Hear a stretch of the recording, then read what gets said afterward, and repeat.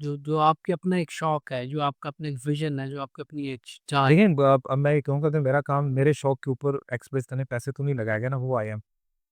मेरे शौक के ऊपर कोई भी डायरेक्टर, कोई भी प्रोड्यूसर पैसे क्यों लगाएगा? कुछ है तो उसमें वो कमर्शियलिज़्म है तो वो करेंगे ना। अब मैं उससे इनकार कर ही नहीं रहा कमर्शियलिज़्म से। मैंने कब कहा? क्योंकि मैंने इस मार्केट में रहना है, 90% 95% कमर्शियल काम हो रहा है। लेकिन मेरी बात वही है कि मैं कमर्शियलिज़्म के अगेंस्ट हूँ, मैं रियलिज़्म को साथ रखने की कायल। ये कमर्शियलिज़्म की आड़ में फेकिज़्म, ब्रांडिज़्म, स्टेटसिज़्म, ठीक है? कितने सारे इज़्म है, फिज़िकल हाँ, फेमिनिज़्म, ये दैट्स सारा आप लेके जा रहे हैं, लेकिन उनकी बेसिक डेफिनिशन मत खराब कीजिए ना।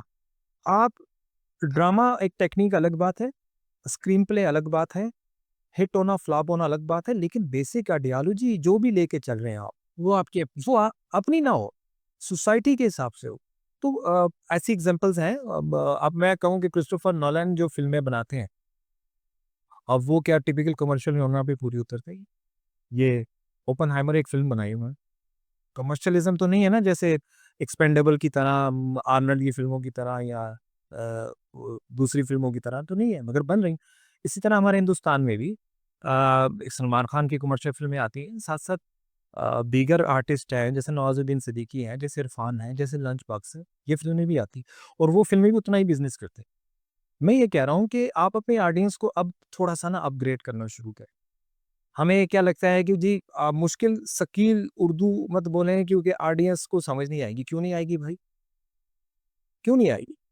आप उनका मेयार बुलंद करें ना, ना कि उनको जाके डाउन हो जाए। आजकल हमारे ड्रामे पूरी दुनिया में चलते हैं, पूरी दुनिया में। वो बहुत पसंदीदा हिंदी हिंदी से बंगाली जो है, बांग्लादेश के हमारे बिज़नेस हीरोज़, वो भी देख रहे होते हैं, तो उनको क्या आपकी उर्दू पूरी समझ आ रही होती।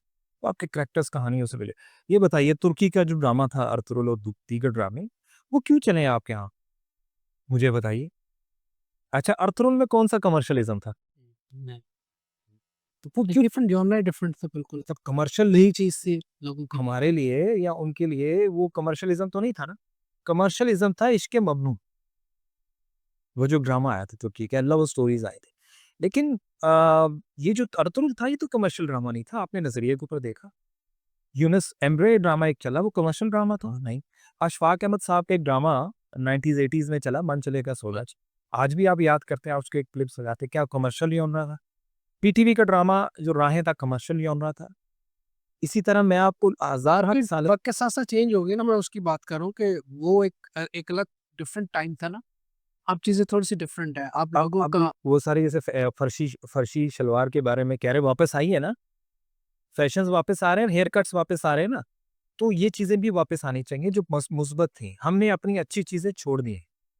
अब मुझे बताइए कि जो ड्रामा हम टीवी ने दोबारा से दिया, एक टाइम था जो हमारा ड्रामा, जैसे पीटीवी का ड्रामा ज़वाल पज़ीर हुआ, तो ड्रामा खत्म हो गया था। हम टीवी जब दोबारा से आया, तो कौन से ड्रामे आए जिनकी वजह से दोबारा हम टीवी, अब मैं पीछे लेके जा रहा हूँ, मैं अब्दुल कादिर हूँ।